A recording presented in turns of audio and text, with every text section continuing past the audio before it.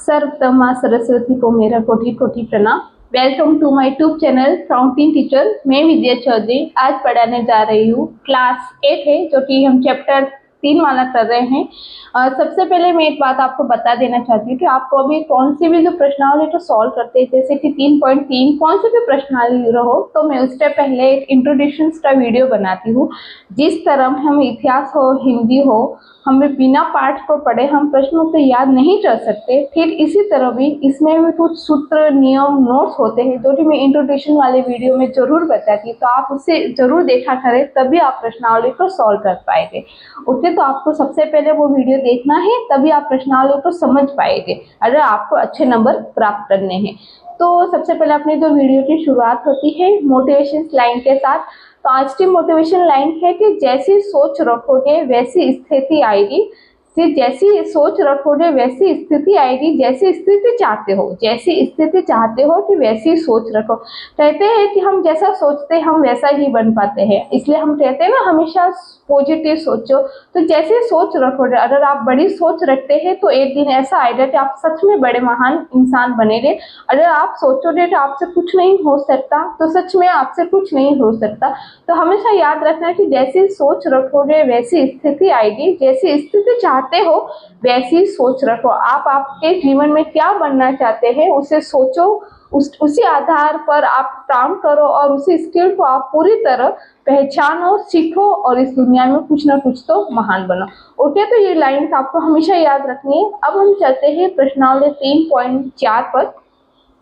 हमें यहाँ पूछा है कि बताइए कथन सत्य या असत्य। यहाँ सत्य और असत्य के बारे में ही पूछा है, हमें कारण नहीं पूछा है, लेकिन आपको विधि पूर्वक समझाने के लिए मैंने यहाँ चित्र भी बनाए हैं और क्योंकि वो कारण भी मैंने आपको बताया है ताकि आपको पूरी तरह से समझ में आ जाए। तो सबसे पहले हमें पूछा है कि सभी आयत वर्ग होते हैं। तो क्या सभी आयत वर्ग होते हैं? तो मैंने लिखा असत्य। तो क्या सभी आयत वर्ग नहीं हो सकते? क्योंकि आयत में तो क्या होता है, समूह भुजा समान होती है, लेकिन वर्ग के में क्या होता है, सभी भुजाएं समान होती है। तो क्योंकि आयत में सभी भुजाएं समान नहीं होती, बस यही कारण है कि आयत में जो होती है सभी भुजाएं समान नहीं होती, तो हमने असत्य लिखा। फिर कि ये लाइन जो है कि सभी आयत वर्ग होते हैं, ये लाइन गलत है और सत्य, क्योंकि आयत में सभी भुजाएं समान नहीं होती। चित्र भी मैंने बताया है, देखो एक आयत है और एक वर्ग में चित्रानुसार जब हम देखते हैं, मैंने आकृति यहाँ पर बनाई है, तो इस आकृति के अनुसार जब हम देखते हैं तो वर्ग की जो सारी भुजाएं होती है वो समान होती है, लेकिन आयत की जो सभी भुजाएं वो क्या है, समान नहीं होती, बस आमने सामने की भुजाएं समान होती है। इसलिए हमारा जो आंसर है वो असत्य। तो आपको ये जो बात है क्लियर हो गई, कोई भी प्रॉब्लम्स नहीं है। ओके, अब हम चलते हैं सेकेंड वाले। तो सेकेंड में हमें लिखा है कि उन सभी सम चतुर्भुज समांतर चतुर्भुज होते हैं, मतलब कुल मिलाकर सम चतुर्भुज क्या समांतर चतुर्भुज होते हैं। तो उसे भी पहले समझते हैं, पहले आकृति तो समझ लेते हैं, फिर हम इस लाइन को पढ़ेंगे। सम चतुर्भुज और समांतर चतुर्भुज, तो इसको पता है सम चतुर्भुज किस तरह होता है, एक वर्ग की तरह भी हो सकता है। तो सम चतुर्भुज समांतर चतुर्भुज होते हैं। यहाँ पर हमें यह क्या बनाया है, समांतर चतुर्भुज, और हमें पता है कि सम चतुर्भुज इस तरह भी होता है। अगर आप चाहे तो वर्ग बनाए, नहीं तो सम चतुर्भुज कुछ इस तरह भी होता है। ओके, ये होता है सम चतुर्भुज जिसमें चारों भुजाएं समान होती है। बस ये है जो वर्ग में जो होता है वो कोण 90 डिग्री का होता है, लेकिन सम चतुर्भुज में ऐसा नहीं होता। तो हमें प्रश्न में क्या पूछा है कि सम चतुर्भुज समांतर चतुर्भुज होते हैं, तो हमें क्या लिखा, नहीं हो सकते, क्योंकि समांतर चतुर्भुज में तो केवल सम्मुख भुजा ही समान होती है, केवल सम्मुख भुजा ही समान होती है, और सम चतुर्भुज में सभी भुजाएं समान होती है। तो यहाँ पर लिखा हाँ, क्योंकि सम चतुर्भुज में सारी भुजाएं समान होती है, अतः हम कह सकते हैं कि सम्मुख भुजाएं समान होती है। तो अगर पूछा है कि सम चतुर्भुज एक क्या सम चतुर्भुज समांतर चतुर्भुज हो सकता है, तो बिल्कुल हो सकता है, लेकिन समांतर चतुर्भुज सम चतुर्भुज कभी नहीं हो सकता। तो सम चतुर्भुज समांतर चतुर्भुज,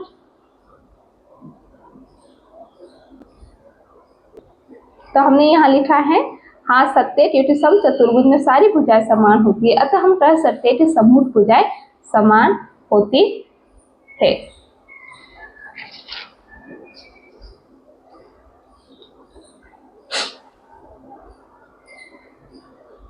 हम आगे चलते हैं। सी वाले में हमें क्या पूछा है कि सभी वर्ग सम चतुर्भुज और आयत भी होते हैं। क्या सभी वर्ग जो होते हैं वर्ग सम चतुर्भुज भी होता है और आयत भी होते हैं? तो पहले इसको समझे है। ये है वर्ग, ये है सम चतुर्भुज और ये क्या है? आयत। तो देखो वर्ग में क्या होता है? सभी भुजाएं समान होती है। यहाँ भी सभी भुजाएं क्या होती है? समान होती है। और इसमें जो आयत में होती है समूह भुजा ही समान होती है। तो क्या वर्ग, हमें पूछा क्या वर्ग सम चतुर्भुज और आयत भी हो सकते? तो हाँ सत्य, क्योंकि वर्ग की सभी भुजाएं समान होती है। ओके, सम चतुर्भुज में सभी भुजाएं समान होती है, ये भी बात क्लियर है। और आयत में समूह भुजाएं समान होती है। तो वर्ग में भी तो समूह भुजाएं समान होती है ना, हम कह सकते हैं कि समूह भुजाएं भी समान होती है, इसलिए ये जो लाइन है वो सत्य है। ओके, कोई प्रॉब्लम नहीं है इसमें, बिल्कुल कंफ्यूज नहीं होना। इस प्रश्नावली के लिए आपको 3.3 के लिए जो मैंने इंट्रोडक्शन वाले प्रश्नावली वीडियोस बनाए उसे आप जरूर देखना। उसमें मैंने वर्ग, आयत, सम, चतुर्भुज, समलंब सारी बातें जो मैं सारे चतुर्भुज की जानकारी मैंने वहां पर दी रखी है। फिर भी आपको बिना टेंशन लिए मैं हर प्रश्न में हर एक नियम को बताते जाऊंगी। तो ये वर्ग हो गया, ये सम चतुर्भुज हो गया और ये आयत हो गया। अब हमें है कि सभी वर्ग समांतर चतुर्भुज नहीं होते हैं। सभी वर्ग समांतर चतुर्भुज नहीं होते हैं, असत्य। सभी वर्ग समांतर चतुर्भुज हो सकते हैं। यहाँ पर हमें क्या पूछा? सभी वर्ग सम चतुर्भुज हो सकते हैं। अगर सम चतुर्भुज हो सकते हैं तो समांतर चतुर्भुज, क्या सभी वर्ग समांतर चतुर्भुज नहीं होते? ये लाइन गलत है। हो सकते हैं, क्योंकि वर्ग में भी सभी भुजाएं समान होती है, अतः हम कह सकते हैं कि वर्ग में भी सम्मुख भुजाएं समान होती है। हमें पता है कि समांतर चतुर्भुज के लिए क्या होना आवश्यक है? सम्मुख भुजाओं का होना आवश्यक है। आप देख सकते हैं, ये मैंने ये चित्र गलत था, इसे नहीं देखना है। देखो वर्ग है, वर्ग में सभी भुजाएं समान होती है और समांतर चतुर्भुज में क्या होते हैं? सम्मुख भुजाएं बराबर होती है। तो हमें पूछा है कि सभी, यदि पूछा होता है कि समांतर चतुर्भुज वर्ग होता है, तो हम बोलते नहीं, असत्य, वर्ग जो है समांतर चतुर्भुज नहीं होते हैं। क्या सभी वर्ग समांतर चतुर्भुज नहीं हो सकते? हो सकते, क्योंकि समांतर चतुर्भुज के लिए क्या चाहिए? सम्मुख भुजाओं का होना जरूरी है, जो कि वर्ग में है। क्योंकि वर्ग में भी सभी भुजाएं समान होती है, अतः हम कह सकते हैं कि वर्ग में भी सम्मुख भुजाएं समान होती है। ओके, इस तरह आपको कारण भी लिखना है अगर आपको याद रखना हो तो। अब हम चलते हैं इसके नेक्स्ट वाले क्वेश्चन पर।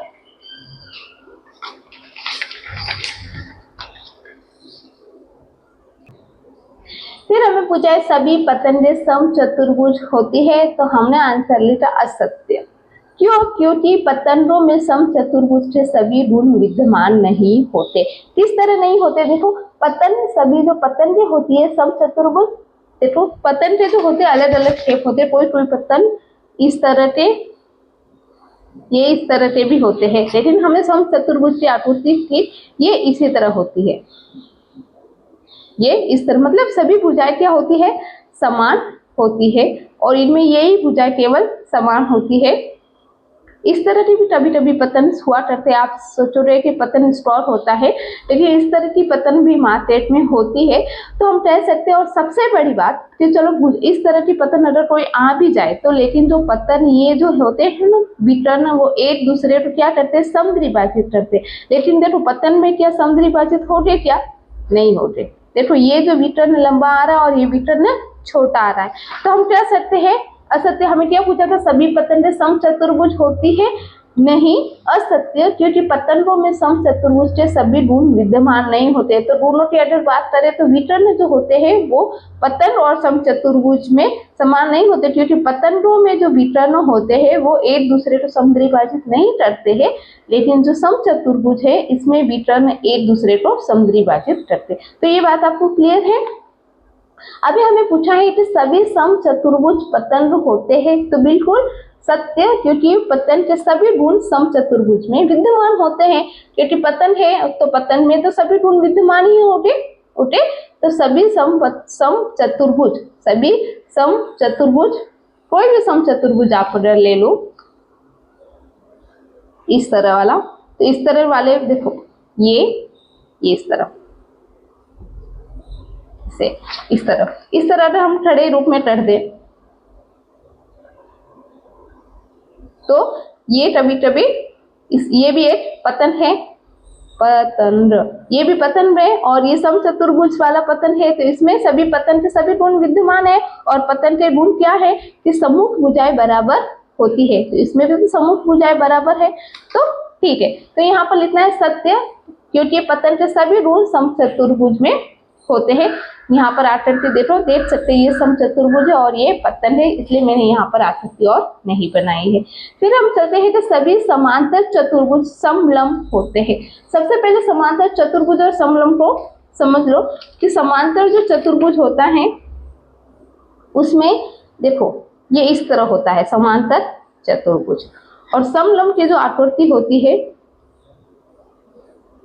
वो इस तरह से होती है, इस तरह से होती है। ये और ये तो समांतर होती है और कई अक्सर बार ये जो भुजा इस समांतर नहीं होती। देखो ये आकृति मैंने यहाँ पर बनाई है, देखो ये जो आकृति है वो समलंब है। तो हमारा ए बी समांतर है सी डी के, लेकिन क्या ए सी बी डी के समांतर है क्या? नहीं, क्योंकि अगर इनके बीच की अगर दूरी की बात करें तो यहाँ पर से तो कम है और यहाँ पर ये दूरी क्या है? ज्यादा है। और हमें पता है कि समांतर रेखाओं के बीच की दूरी हमेशा क्या होती है? समान होती है, लेकिन ये इस आकृति में नहीं हो रहा है। तो ये आकृति कैसी है? समलंब है, और ये आकृति कैसी है? समांतर चतुर्भुज है। इन दोनों में अंतर एक ही होता है कि समांतर चतुर्भुज में क्या होती है? सम्मुख भुजाएं समांतर होती है और समलंब आकृति में केवल दो ही रेखाएं क्या होती है? समांतर होती है। या तो ये वाली रेखाएं होगी या फिर ये वाली, ये दोनों में ये एक ही डिफरेंस है। तो हमें क्या पूछा है कि सभी समांतर चतुर्भुज, क्या सभी समांतर चतुर्भुज समलंब होते हैं? तो सत्य, क्योंकि समांतर चतुर्भुज में समलंब चतुर्भुज की तरह दो रेखाएं समांतर होती है, बिल्कुल होती है। ये वाली और ये वाली रेखाएं अगर समांतर है, अगर इस रेखा की बात भी कर दिए तो ये रेखा और ये रेखा क्या है? समांतर है। तो ओके, तो इसलिए ये सत्य है। अभी हमें लास्ट में सबसे लास्ट में पूछा है सभी वर्ग समलंब होते हैं। ये हमें वर्ग है, सपोज करो ये वर्ग है, वर्ग में हमें पता है तो हमने लिखा सत्य, क्योंकि वर्ग में भी समलंब चतुर्भुज की तरह सम्मुख भुजाएं समांतर होती है। तो अब समलंब आकृति के लिए इसकी पहचान क्या होती है? सम्मुख भुजाएं समांतर होनी चाहिए।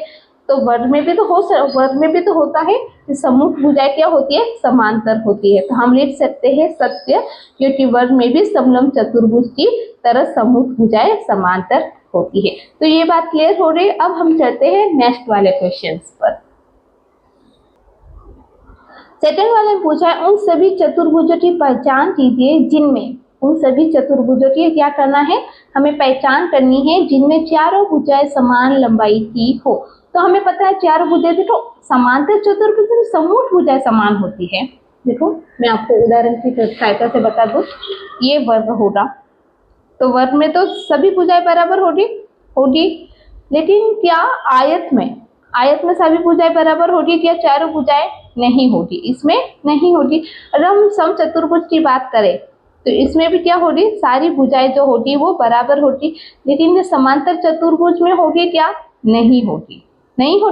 तो हमें क्या पूछा? चारों भुजाएं बराबर लंबाई की हो उन सभी चतुर्भुजों की हमें पहचान। तो चारों भुजाएं समान लंबाई की हो ऐसे चतुर्भुज को हम क्या कहते हैं? तो वर्ग भी एक चतुर्भुज है, तो हम यहाँ पर लिख सकते हैं कि वर्ग, एक तो वर्ग और दूसरा हम लिखेंगे समचतुर्भुज,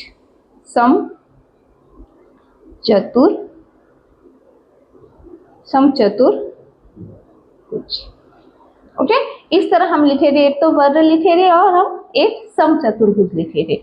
ओके, फिर अभी हमें दूसरा पूछा है कि चार समकोण हो। तो समचतुर्भुज में देखो ये जो मैंने आकृति बनाई थी ये है समचतुर्भुज। तो ये क्या कौन समकोण है क्या? नहीं। ये वाला कौन क्या समकोण है क्या? नहीं। ओनली फॉर समकोण किसमें है? ये वाले में। हमें पता है आयत और वर्ग में ही समकोण होते हैं। मैंने आकृति भी यहाँ पर बनाई है, आप देख सकते हैं कि चार समकोण हो तो ये वर्ग में पॉसिबल है और ये आयत में पॉसिबल है। बाकी समान चतुर्भुज, समचतुर्भुज, समलंब चतुर्भुज, चाहे फिर पतन हो, किसी ऐसी आकृति में वहां पर चारों कोण समकोण नहीं हो सकते। तो हम यहाँ पर आंसर में क्या लिखे थे? वर्ग और आयत। वर्ग और आयत, ये हमारा आंसर है। देखते हैं, अब हम चलते हैं इसके नेक्स्ट वाले क्वेश्चन पर। अब हमें यहाँ पर पूछा है कि बताइए कैसे एक वर्ग को हम एक चतुर्भुज कह सकते हैं, कैसे एक वर्ग समांतर चतुर्भुज भी हो सकता है। समांतर चतुर्भुज वर्ग कभी नहीं हो सकता, लेकिन एक वर्ग समांतर चतुर्भुज हो सकता है। क्या एक वर्ग एक समचतुर्भुज हो सकता है, कैसे, कारण हमें बताना है। और कैसे एक वर्ग एक आयत होता है, ये सारी बातें हमें यहाँ पर बतानी है। तो मैं बहुत ही अच्छे से बताऊंगी। तो हमें लिखना है, यहाँ पर कारण लिखना है, बताइए कैसे एक वर्ग। तो हमें लिखना है कि एक वर्ग में, यहाँ पर लिखना है, इसलिए यहाँ पर हमें लिखना है एक वर्ग में 4 भुजाएं होती है, 4 भुजाएं होती है।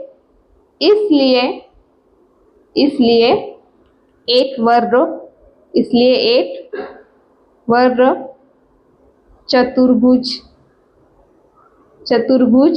भी है।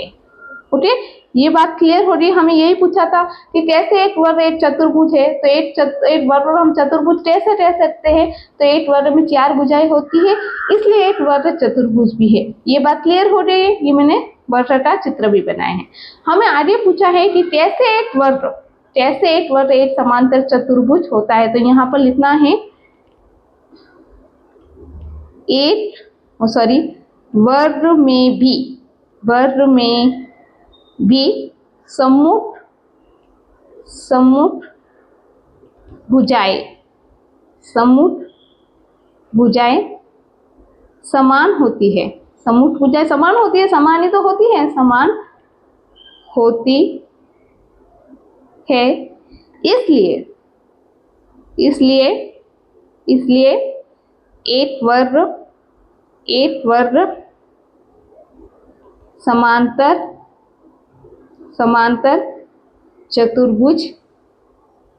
समांतर चतुर्भुज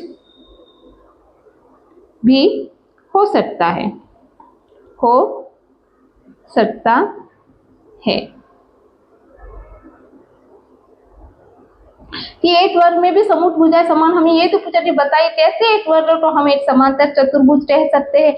तो बिल्कुल एक वर्ग में भी समूह भुजाएं होती है, समान होती है। एक वर्ग में भी समूह भुजाएं, देखो ये वर्ग है और वर्ग की समूह भुजाएं समान होती है। और हमें पता है कि समांतर चतुर्भुज में भी इसी तरह होना है।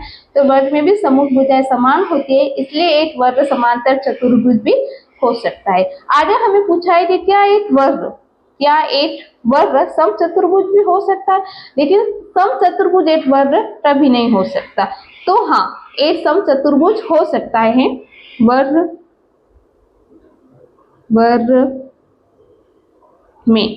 में सभी भुजाएं समचतुर्भुज की तरह समान होती है। सभी भुजाएं समचतुर्भुज की तरह समान होती है।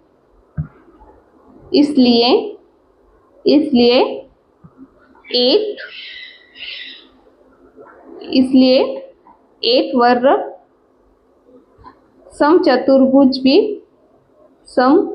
समचतुर्भुज भी हो सकता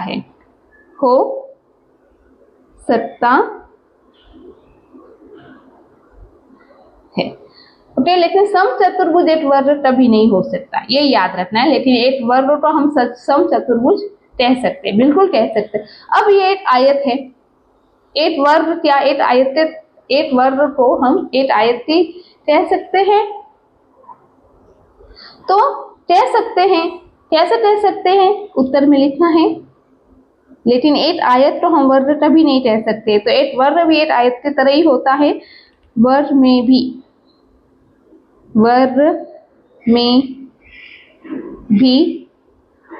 आयत की तरह,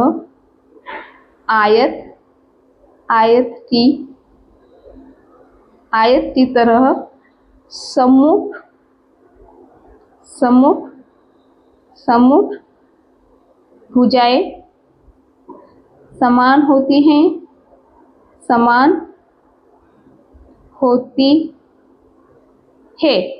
वह प्रत्येक कोण समकोण होता है, वह प्रत्येक कोण समकोण होता है।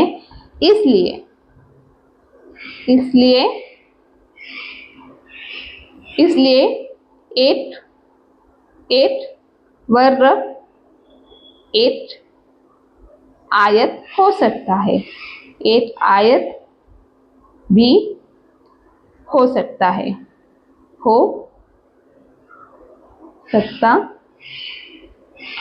ओके।